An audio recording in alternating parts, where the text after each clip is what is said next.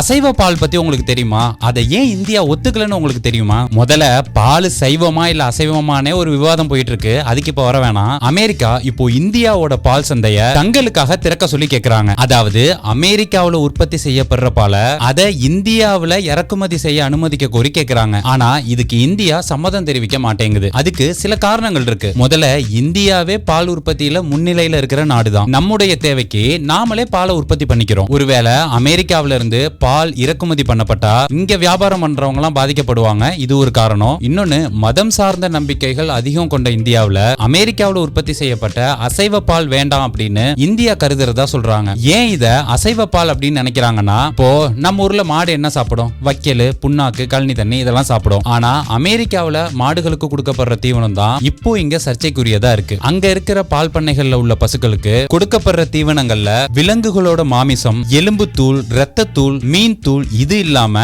கோழிகளோட எச்சங்கள் போன்றவற்றையும் சேர்த்து கொடுக்கப்படுறது ஒரு பொதுவான நடைமுறையாவே இருக்குன்னு சொல்றாங்க. இதனாலதான் அந்த பசுக்கள்ல இருந்து கறக்கப்படுற அந்த பாலை அசைவ பால் அப்படின்னு சொல்றாங்க. நீங்க இந்த அசைவ பாலை பத்தி என்ன நினைக்கிறீங்க அப்படிங்கிற உங்களுடைய கருத்துக்களை கமெண்ட்ல பதிவு பண்ணுங்க. மேலும் இது போன்ற வீடியோக்களுக்கு தமிழ் குரு சேனலை சப்ஸ்கிரைப் பண்ணிக்கங்க.